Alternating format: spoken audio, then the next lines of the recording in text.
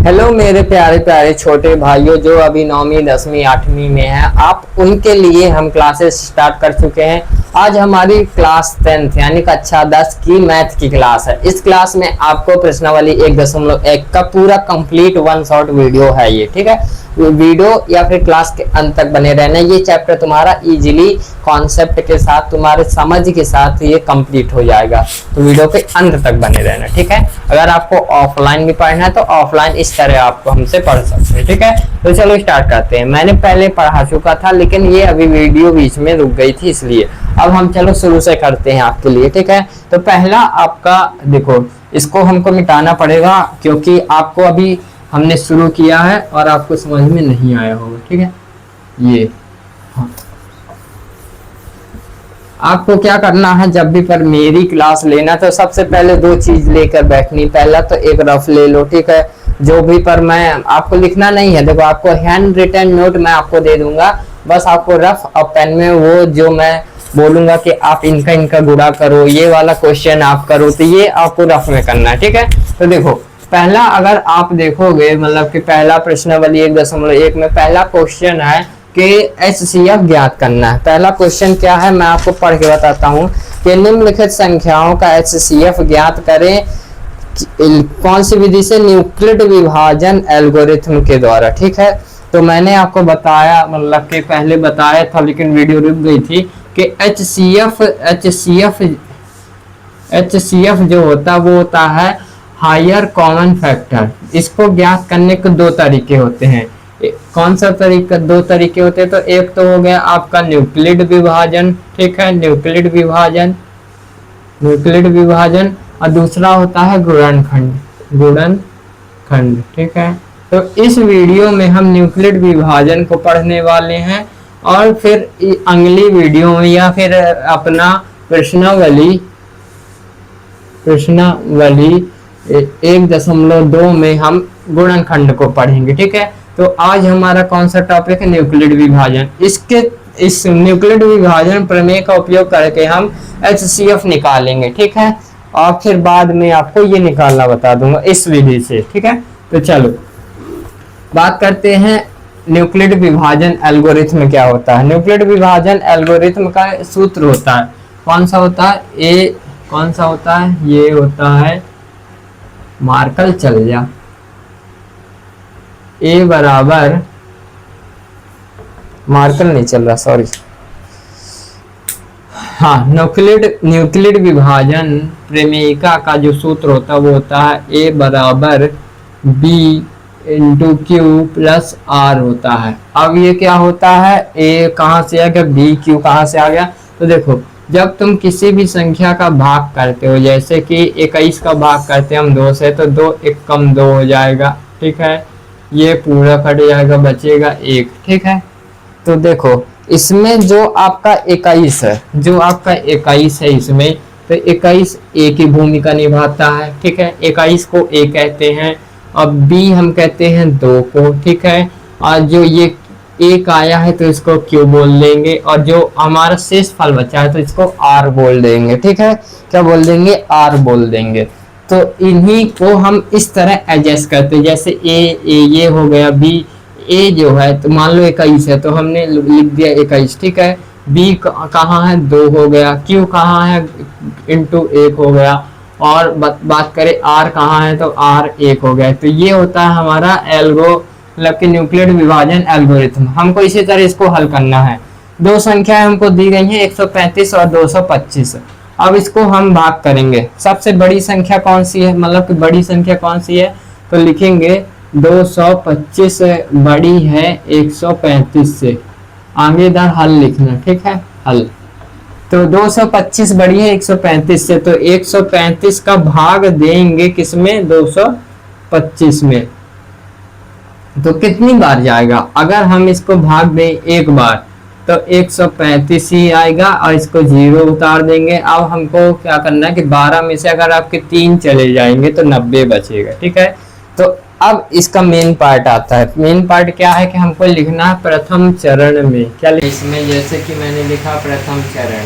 अब इसमें आपको ये लिखना है, जैसे A बराबर B क्यूब प्लस आर। अब इनके मान रखना प्रथम चरण में। ए बराबर इधर कितना, तो ये हो गया ए, ये हो गया बी, ये हो गया क्यू और ये हो गया आर। ठीक है, तो ए बराबर कितना है, तो ए बराबर आपका है 225। ठीक है, और बराबर में बी और क्यू, बी 135 हो गया अपना। ठीक है, और क्यू बराबर 1 हो गया, और प्लस प्लस हमारा आर, आर बराबर हमारा कितना हो गया 90।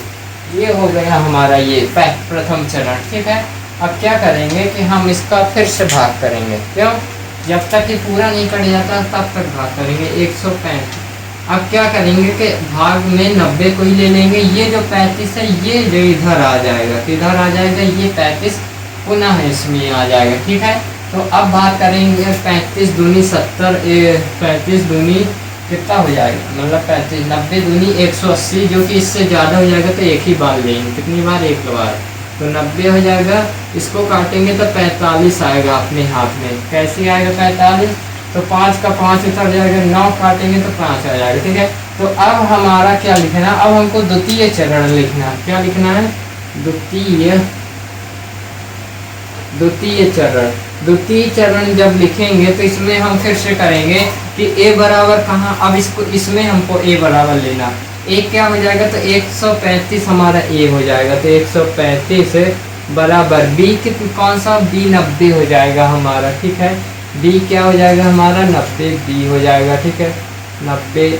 अब इंटू हमारा मतलब बी के बाद क्यू, क्यू 1 हो जाएगा, और फिर आर कितना हो जाएगा 45। ठीक है, अब हमको फिर से जब तक जीरो ना आ जाए नीचे, जब तक शेषफल जीरो ना बचे तब तक फिर से करना। जैसे 45 को भाग में लेंगे, ये 90 इधर आ जाएगा, ये हो जाएगा 45 दूनी 90 हो जाएगा, और ये हमारा पूरा जीरो आ जाएगा। ठीक है, जीरो।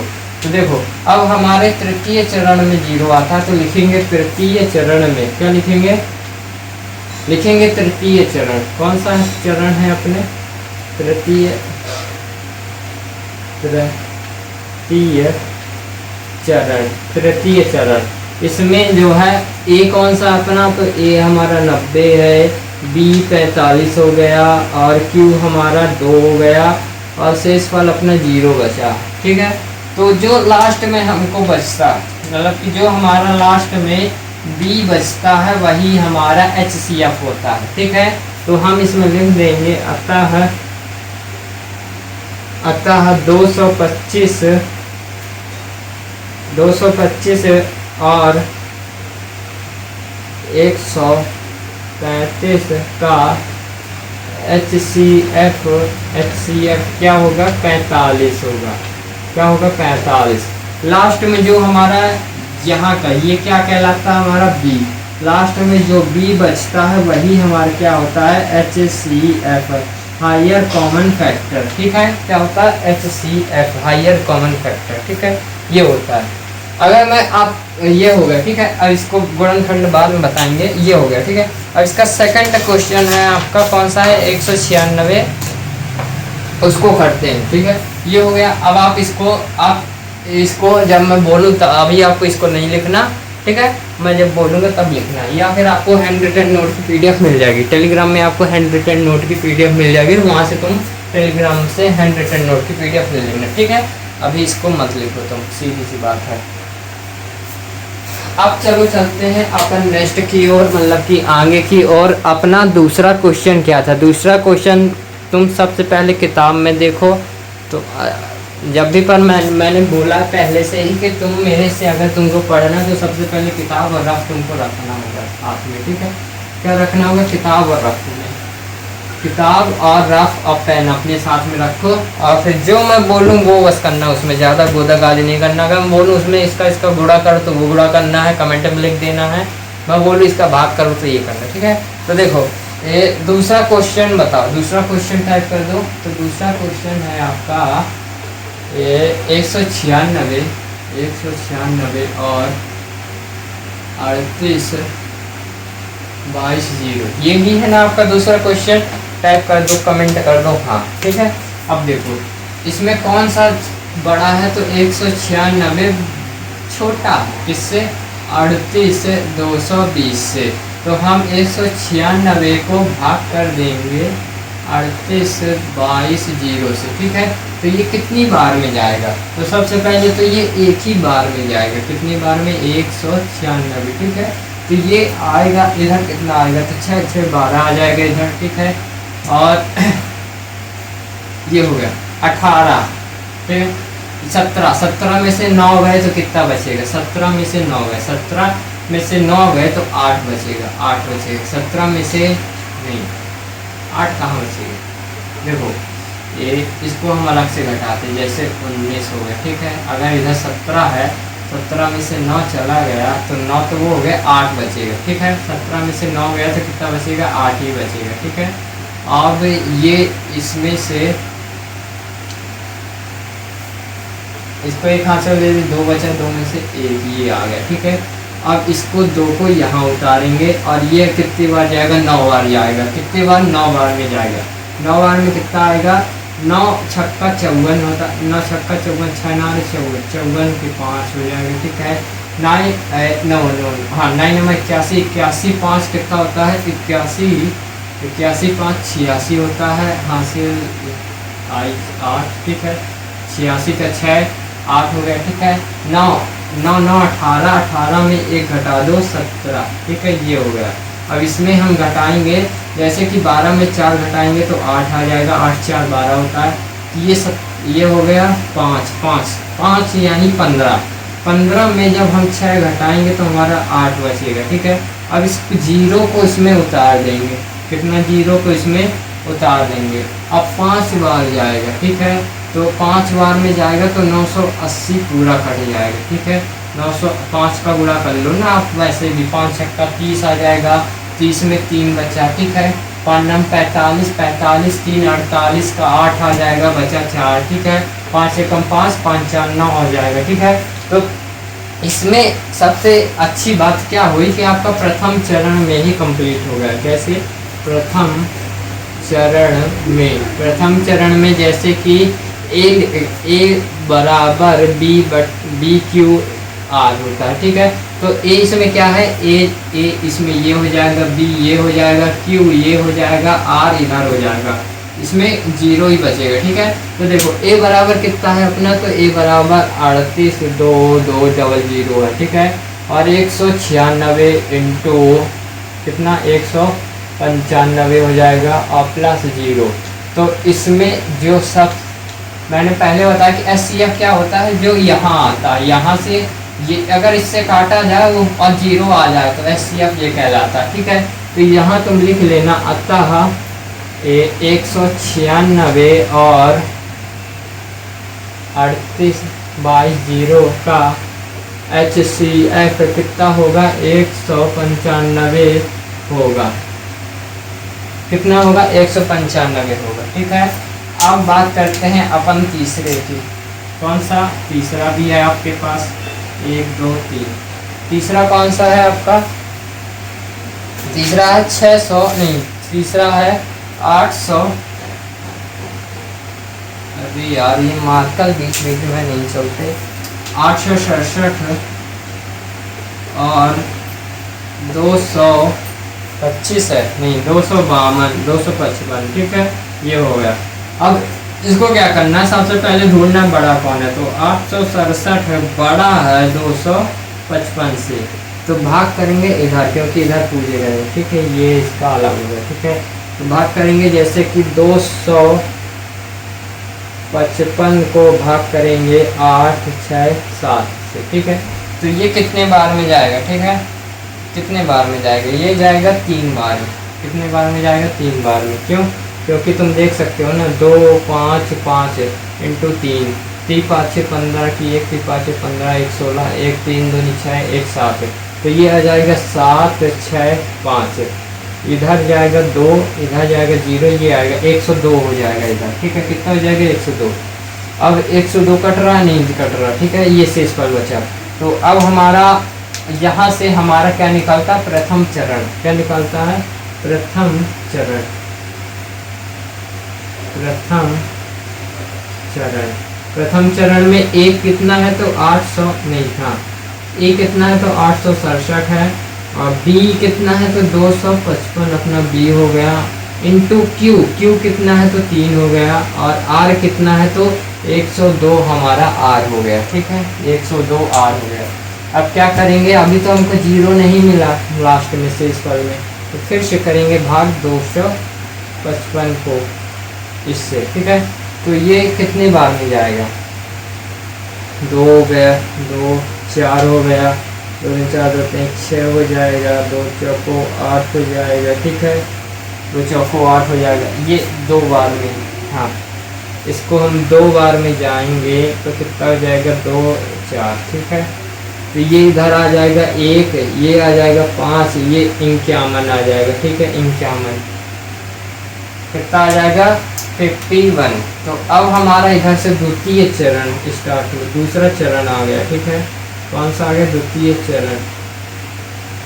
द्वितीय चरण, द्वितीय चरण में हमारा जो ए है वो क्या है, 255 है, और अब हमारा बी 102 है, और क्यू हमारा 2 है, और प्लस आर अपना 51 51 है। ठीक है, 51 51 अपना आर। ठीक है, अब बात करते हैं कि 51 आ गया। ठीक है, अब 51 इधर करता हूँ। ठीक है, ताकि आपको अच्छे से समझ में आए।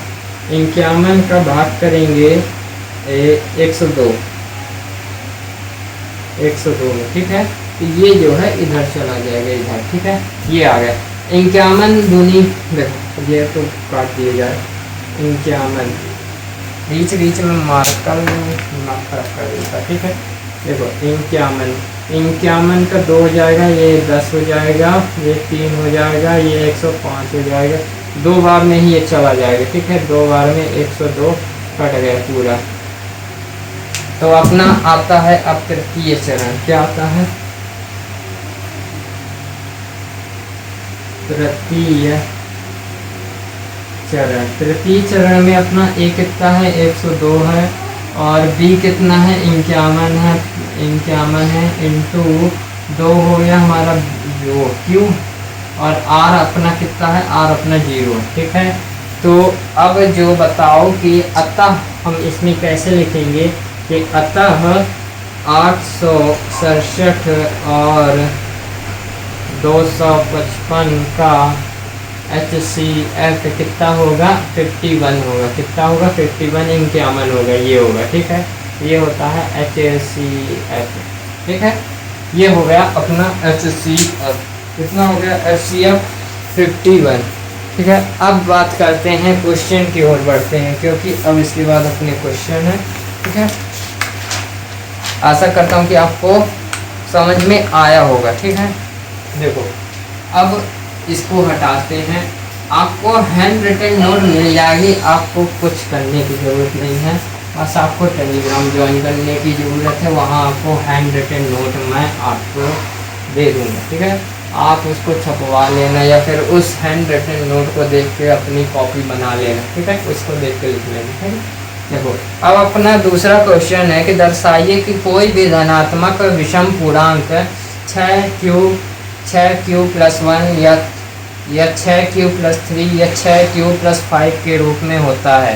ठीक है, हमको दर्शाना है कि इस रूप में होता है कि नहीं। ठीक है, तो हमको क्या करना है, विषम पूर्णांक को दर्शाना, धनात्मक विषम पूर्णांक। अगर ये सब आप नहीं जानते कि धनात्मक पूर्णांक क्या होता है, सम क्या होता है, विषम क्या होता है, तो इसीलिए मैं बोल रहा हूँ कि हमारे जो नंबर सिस्टम की पहली क्लास थी, वास्तविक संख्या की जो पहली क्लास थी जो पढ़ी हुई है, तो उसको जाके जरूर देख लेना। वहाँ आपको समझ में आ जाएगा कि धनात्मक पूर्णांक क्या है, ऋणात्मक पूर्णांक क्या है, संख्याएं कितने प्रकार की होती हैं, प्राकृतिक संख्या क्या है, और आपकी पूर्णांक पूर्ण संख्या क्या है, ये सब आपको वहाँ पता चल जाएगा। ठीक है, तो चलो चलते हैं। पहला जो आपका है, सबसे पहले आपको क्या करना, मानना है इसमें हल आपको डाल लेना है। पहले दूसरे का हल है। ठीक है, हल तो आपको क्या करना है, माना, आपको क्या करना, लिखना है कि माना कि विषम पूर्णांक, माना कि विषम पूर्णांक कितना है, विषम, माना कि विषम पूर्णांक x है। कितना मानोगे, x या फिर a भी मान सकते हो, कुछ भी है, ठीक है। माना कि विषम पूर्णांक कितना x है और भाज्य कितना है, और भाजक कितना है, तो 6, ठीक है। तो न्यूक्लिड विभाजन से, न्यूक्लिड विभाजन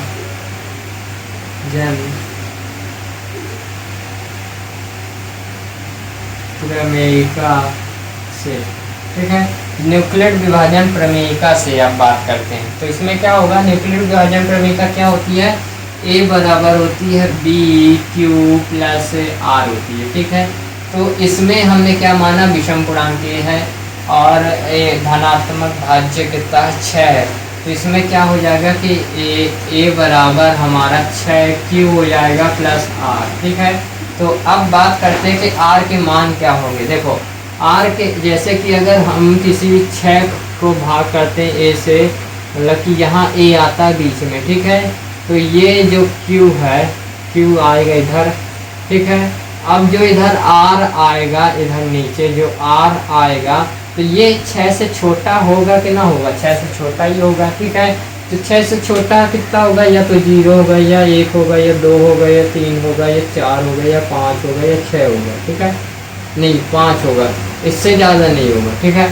1 2 3 4 5 होगा। तो इसके मान, तो R के मान मैंने बताया कि जो R के मान है वो 0 या 1 या 2 या 3 या 4 या 5 हो सकते हैं, ठीक है। तो अब इसका अगर मैं R का मान रखूँ कि R बराबर अगर हम 0 रखें इसमें, तो कितना आएगा, तो R बराबर अगर हम 0 रखें कि A बराबर 6Q प्लस R बराबर 0 रखना, तो A बराबर अपना आ जाएगा 6Q, कितना आ जाएगा, 6Q।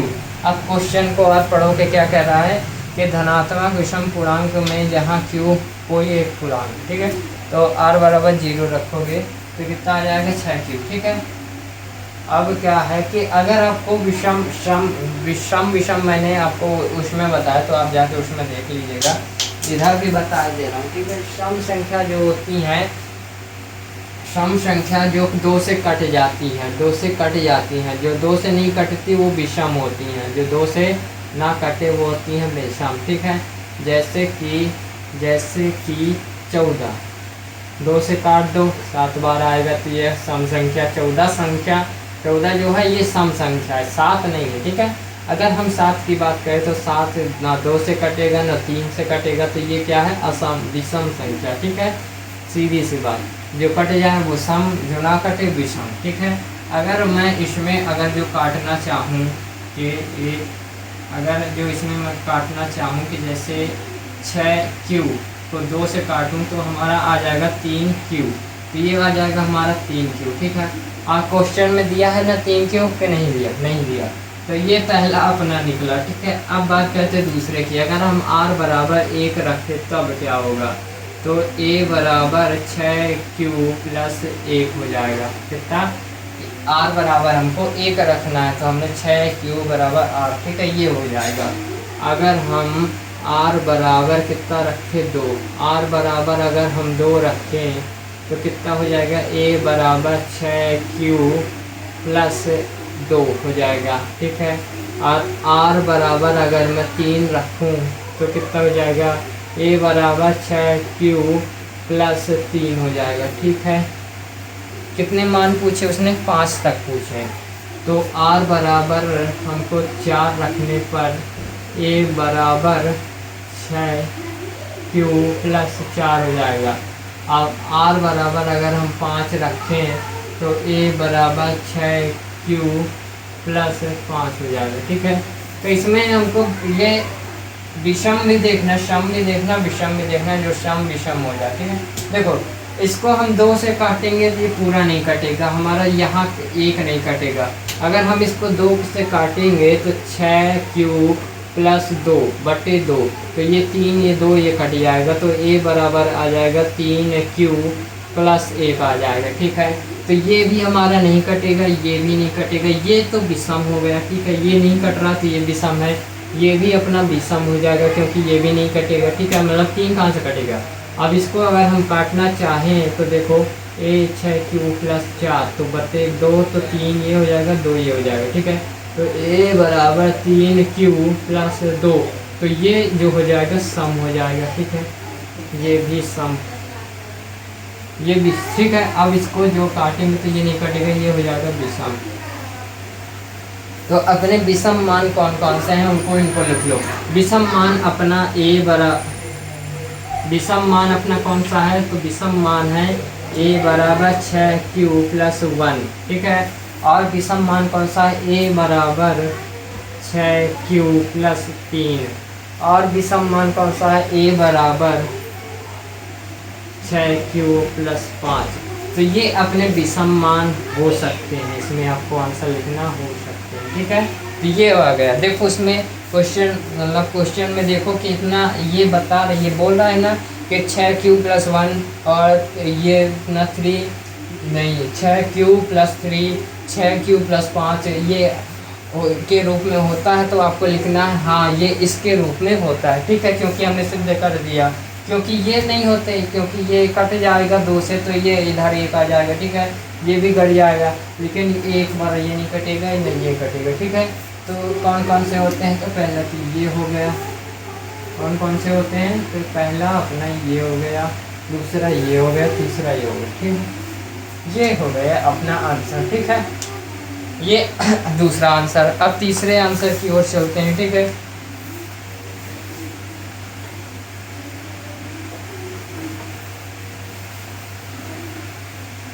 तीसरे आंसर की ओर चलते हैं। तो हो तीसरा क्वेश्चन क्या पूछ रहा है आगे वो पढ़ो, फिर तीसरा आंसर करते हैं।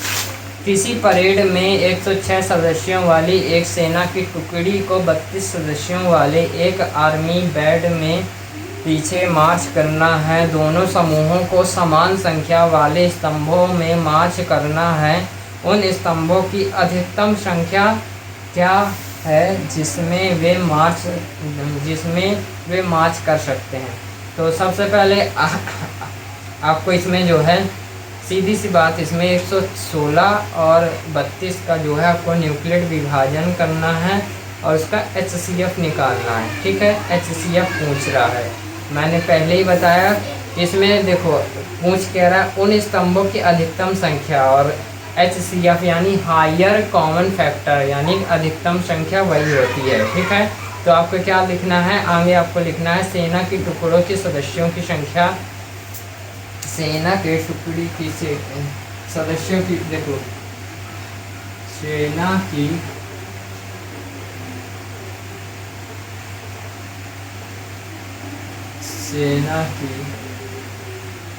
टुकड़ी की सदस्यों की संख्या कितनी है, तो 616 है, ठीक है। और क्या बैंडों में सदस्यों की संख्या, बैंड में सदस्यों की संख्या कितनी है, तो 35 है, ठीक है। तो आपको लिखना है न्यूक्लिड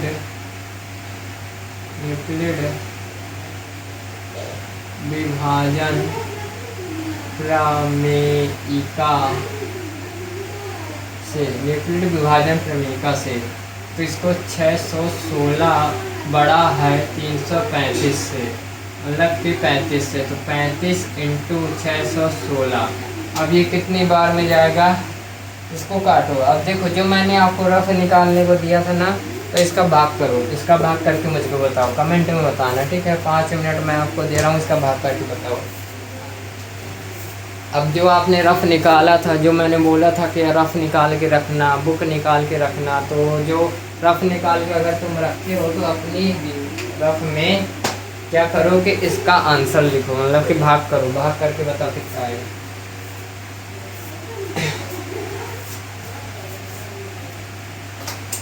पहले तो ये एक ही बार करेंगे, ठीक है। 35 11 96 5 2 6, ठीक है। अब इसको 35 से 9 करो, 9 45 1 4 9 18 9 27 27 9 का 9, 9 दूनी 18, 9 त्रिक 27, 27 ज़्यादा हो जाएगा क्या यार। ये इधर में 2 आ जाएगा, 2 इधर 5 में से 11 में से 6 5 11, ये 6 तो 2 से 26।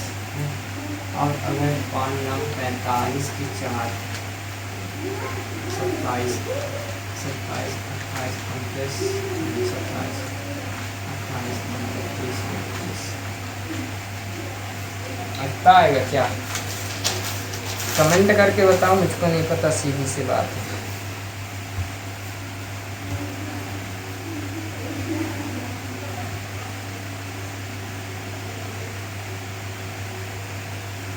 बना आपसे? नहीं बना? मैं करूं कि आप ही करोगे? क्योंकि मुझसे भी नहीं बन रहा, सीधी सी बात।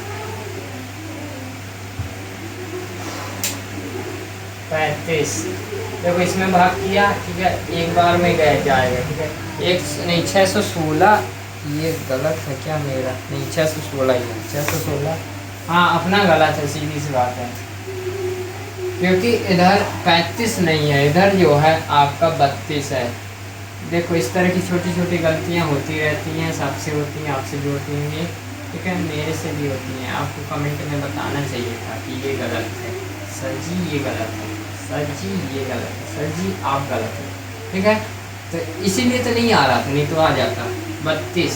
तो अगर मैं 11 में से 2 जाएगा तो 9 बचेगा, 9 10 11, ठीक है। और इधर जो है 5 में से 2, ठीक है, ये 6 आ जाएगा, ठीक है। और हमने अभी निकाला था 9 बार में, 9 बार में 206, ठीक है, नहीं 206 कहाँ आ जाएगा, 9 बार जाएगा तो कितना आएगा, 9 दूनी 18, देखो 9 दूनी 18, ठीक है, हाँ 9 दूनी 18 की 1 आ जाएगा, 9 27 1 28, ठीक है, 28 ये आ जाएगा। तो 16 में से 8 गए तो 8 ही आएगा, क्योंकि 8 दूनी 16 होता है, ठीक है, 28 ये आ जाएगा, ठीक है। अब हमारा जो है प्रथम चरण इसमें होगा, क्या होगा प्रथम चरण? प्रथम चरण ए कितना है 616, अब बी और क्यू, बी कितना है 32 हो जाएगा, क्यू कितना है 19 हो जाएगा, आर कितना है 8 हो जाएगा, ठीक है। अब 8 का ही भाग करेंगे 32 में, तो 8 4 थे 32, 8 चौका 32 कट जाएगा, 0 आ जाएगा, ठीक है। तो अब हमारा द्वितीय चरण होगा, क्या होगा द्वितीय चरण। द्वितीय चरण में ही हमारा जो है बात करें ए कितना है तो 32 हो जाएगा, बी कितना है तो 8 हो जाएगा, क्यू कितना है तो 4 हो जाएगा, और जो आपका आर हो जाएगा 0, ठीक है। तो अब इसमें आप लिख सकते हो क्वेश्चन को ही देख के कि अतः स्तंभों की अधिकतम संख्या 8 होगी। क्या लिख सकते हो? अतः स्तंभों की अधिकतम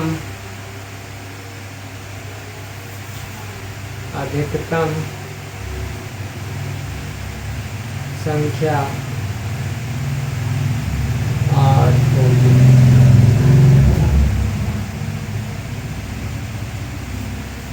8 होगी। इस तरह से आपका दूसरा क्वेश्चन समाप्त होता है।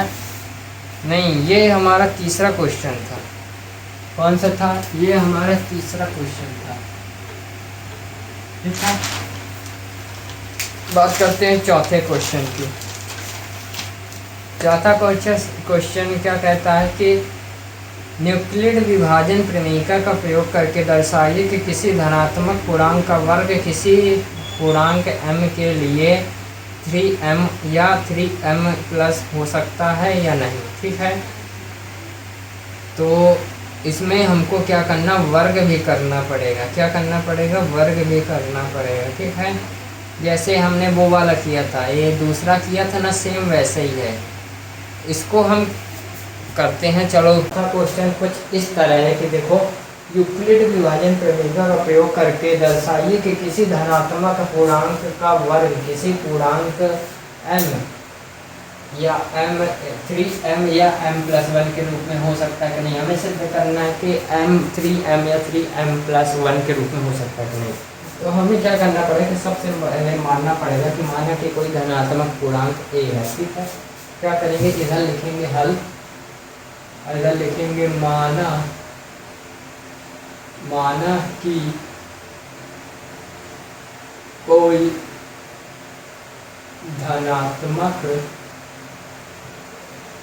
धनात्मक पूर्णांक क्या है, ए है, ठीक है। क्या माना, कोई धनात्मक पूर्णांक ए है, तो इसलिए क्या करेंगे, यूक्लिड विभाजन से, यूक्लिड विभाजन प्रमेयिका से क्या होती है, यूक्लिड विभाजन प्रमेयिका तो होती है a plus 3q plus r होती है, ठीक है। 3 कहाँ से आएगा, 3 हमारा ये 3m या 3m+1 होना चाहिए, तो 3 यहाँ से ले लिया, ठीक है। अब इसमें जो r के मान हो सकते हैं, तो देखो r के मान क्या क्या हो सकते हैं। जब हम किसी 3 को a से भाग करेंगे तो हमारा जो शेष फल होगा, इधर शेष फल वो या फिर या तो 0 होगा, या तो 1 होगा, या तो 2 होगा, इससे कम ही होगा 3 से, ठीक है। तो हमारे जो शेष फल को ही r कहते हैं, तो r का मान जो हमारा हो सकता है, r का मान हमारा या तो 0 होगा, या तो 1 होगा, या तो 2 होगा। अब r का मान जो है हम इस पर इस समीकरण पे रखने पर क्या होता है देखते हैं, ठीक है। तो देखो अगर हम a बराबर लिखें, अगर हम r बराबर 0 लगाएं तो a बराबर 3qr प्लस 0, r बराबर 0 है तो a बराबर 3q आ जाएगा। अब इसमें ये लिखा है कि हमें दोनों का वर्ग करना पड़ेगा, दोनों का वर्ग भी करना पड़ेगा। तो a का वर्ग किया और 3 का वर्ग किया तो a² आ जाएगा, 3 का वर्ग किया तो 9q² आ जाएगा। कितना आ जाएगा, 9q² आ जाएगा, ठीक है, 9q² आ जाएगा। अब इसे हम जो है a² बराबर 3 × 3q² के रूप में भी लिख सकते हैं, ठीक है। 3q जहाँ लिख सकते हैं, ठीक है। हम इसको 3 × 3q के रूप में लिख सकते हैं, जब 3 से 5 9 भी हो जाएगा, ठीक है। जहाँ हम 3q² को m मानते हैं, m पूर्णांक है ये, ठीक है, तो स्क्वायर बराबर 3m आ जाएगा, अपना स्क्वायर a² बराबर 3m आ जाएगा, ठीक है। अब उसी तरह अगर हम r का मान बराबर 1 रखें तो क्या होगा कि a² बराबर 3q प्लस 1 हो जाएगा, ठीक है, 1 हो जाएगा। और हम इसमें दोनों में स्क्वायर लगाएंगे तो 3q प्लस 1 बराबर इतना, ठीक है।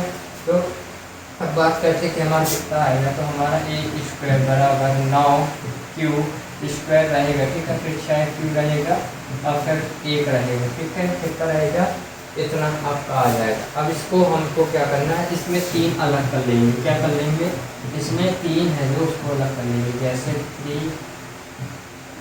3q² प्लस 2q और 1 बाहर कर देंगे, ठीक है, 1 बाहर कर देंगे। अब हमको क्या करना कि जो ये है 3q जो यहाँ आया है हमारा 3q2 प्लस 2q, इसको जो है हम एक पूर्णांक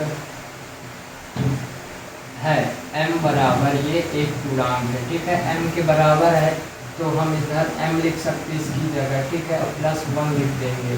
तो ये हमारा दूसरा भी सिद्ध हो गया, ठीक है।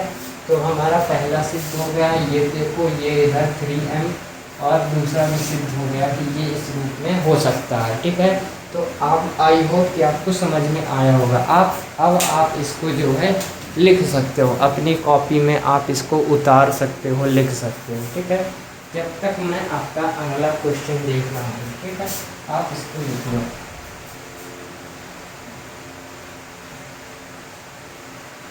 हाँ, अब बात करते हैं आपका अगला क्वेश्चन, यानी कि 5वां क्वेश्चन क्या है। तो 5वां क्वेश्चन आपका ये बोल रहा है कि देखो 5वां क्वेश्चन कि यूक्लिड विभाजन प्रमेय का प्रयोग करके दर्शाइए कि किसी धनात्मक पूर्णांक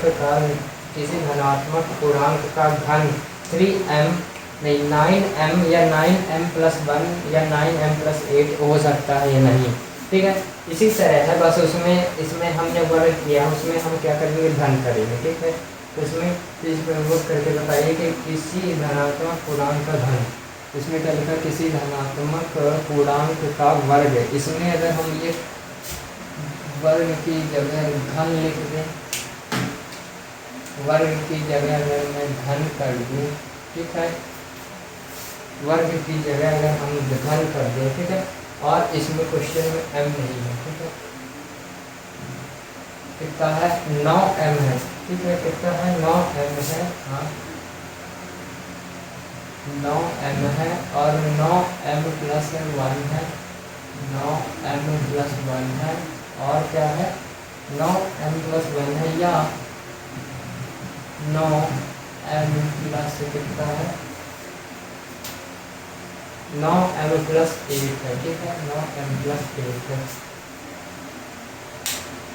अब क्या करते हैं, इसको हल करते हैं। ठीक है, देखो इसमें भी हम a मान लेंगे, कोई पूर्णांक हुआ। ठीक है, अब यूक्लिड विभाजन प्रमेयिका से, तो यूक्लिड विभाजन प्रमेयिका से क्या होगा कि देखो इसमें जो 9q इधर 9 आ जाएगा, 9q आ जाएगा। ठीक है, और इसमें जो r के मान क्या क्या होंगे, इसमें r के मान आपके जानते हो, ये 0 होगा, 1 होगा, 2 होगा, 3 होगा, 4 होगा, 5 होगा, 6 होगा, इस तरह 8 तक होंगे। ठीक है, लेकिन हमको 8 नहीं निकालना। ठीक है, हमको यहीं तक निकालना, मतलब कि 2 तक हम निकालेंगे तो हमारा आंसर आ जाएगा। जैसे इधर 9q आ जाएगा। ठीक है, 9, अब अगर हम r बराबर 0 रखें तो 9q बराबर r हो जाएगा। ठीक है, और इसको हमको घन करना पड़ेगा, घन करना पड़ेगा। ठीक है, अगर मैं ब्लैक मार्कर से करूँ, अगर हम r बराबर 0 रखें तो क्या होगा, तो a 9q प्लस r बराबर 0 रखा, अब इस पर क्यूब चढ़ाएंगे, 9q बराबर r, ये क्यूब हो जाएगा। ठीक है, ये हो जाएगा। अब 9q मतलब कि कितना हो जाएगा इसका मतलब 9 को जब हम 3 बार गुणा करेंगे क्यूब के साथ, ठीक है, तो हमारा जो है 129 हो जाएगा। कितना हो जाएगा, 129 नहीं, हम गुणा करके देख लेते हैं। जैसे कि आया हमारा कितना, 9 आया, 9 81 हो जाएगा। ठीक है, 9 कम 9 8 9 72 2 900 729 आ जाएगा हमारे 729 क्यूब। ठीक है, अगर हम इसको इस पर अलग कर लें, इसका एक 9 अलग कर लें तो 81 क्यूब आ जाएगा, 81 क्यूब आ जाएगा। ठीक है, ये आ जाएगा। अब अगर हम इसको मान लें जहाँ m बराबर 81 क्यूब एक पूर्णांक है, एक पूर्णांक है, तो क्या होगा कि a क्यूब बराबर हो जाएगा 9m हो जाएगा, अपना पहला आ गया। ठीक है, और अगर हम दूसरे की बात करें,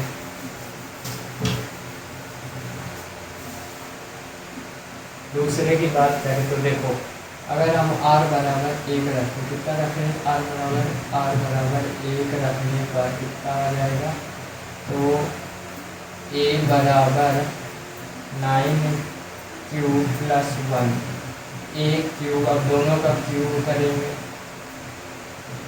प्लस 1 क्यूब। ठीक है, तो ये एक क्यूब का एक ही क्यूब रहेगा। ठीक है, उसमें कोई इफेक्ट नहीं पड़ने वाला, मतलब कि इसमें आपका कोई इफेक्ट नहीं पड़ेगा, ये एक क्यूब है तो एक क्यूब ही रहेगा। ठीक है, अब जो है इसमें आपका इफेक्ट पड़ेगा, क्या इफेक्ट पड़ेगा, इसमें आपको एक सूत्र लगाना पड़ेगा, वो सूत्र ये है, एक क्यूब प्लस बी क्यूब बराबर जो हो जाएगा, वो हो जाएगा आपका A cube plus B cube plus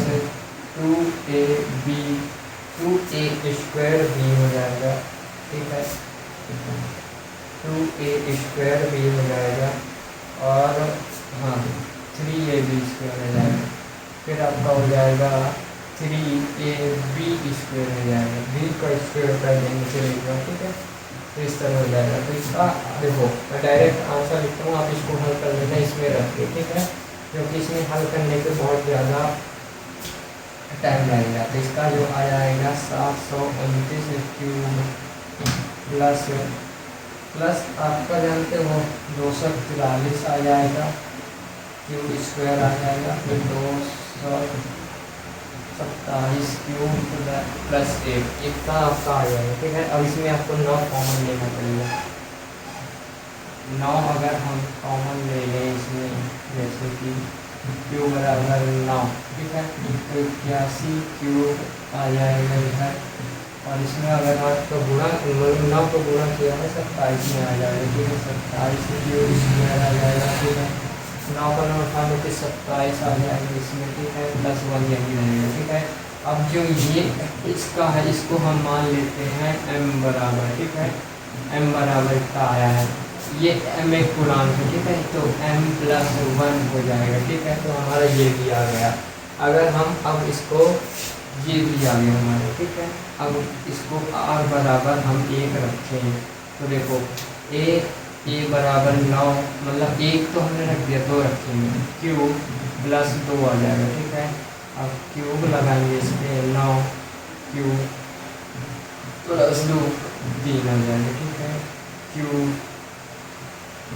आ जाएगा। अब इसका कितना, मतलब इसको गुणा करने में कितना आएगा, तो इसका गुणा करने उसी तरह गुणा करने, जैसे इधर करना तो वैसे इधर ही इस सूत्र को इसमें लगाना है, इस सूत्र को इसमें लगाएंगे तो आपका जानते हो आंसर कितना आएगा, 729 क्यूब प्लस आपका 486 क्यूब स्क्वायर आएगा इधर, ठीक है, प्लस 108 क्यूब प्लस 8 आ जाएगा, ठीक है। अब a क्यूब बराबर आपका आएगा, 9 को हमको क्या लिखना पड़ेगा उसमें, तो ये आपका 81 क्यूब स्क्वायर क्यूब, फिर इसका 54 क्यूब आ जाएगा, 54 क्यूब स्क्वायर आ जाएगा, 54 क्यूब स्क्वायर, ठीक है। इसमें जो आपको लेना पड़ेगा क्यूब स्क्वायर लेना पड़ेगा, मतलब क्यूब ही इसको आपको वो लेना पड़ेगा, ठीक है। तो ये क्यूब स्क्वायर आ जाएगा, इधर 54 क्यूब लगेगा, इधर 12 आ जाएगा, 12 क्यूब ये प्लस 8 आ जाएगा, ठीक है। और जब ये इस जो n के बराबर एक पूर्णांक होगा, ठीक है, पूर्णांक होगा, तो इधर आ जाएगा q बराबर 9 प्लस 9m प्लस 8, तो ये अपना सेकंड में ही आ गया, ठीक है। तो पहला आंसर आपका जो था, पहला आंसर आपका ये आ गया, दूसरा आंसर आपका ये आ गया, तीसरा आंसर आपका ये आ गया, ठीक है। इस तरह आपको सिद्ध करना, सेम वही प्रोसेस है, बट आपको जो है इसमें अंकों को इधर उधर करना पड़ता है, ठीक है। तो इस तरह से जो है हमारा पहला मतलब कि प्रश्नावली 1.1 कंप्लीट होता है। मिलते हैं नेक्स्ट प्रश्नावली में, ठीक है। चैनल को सब्सक्राइब, वीडियो को लाइक कर देना अगर वीडियो पसंद आई तो।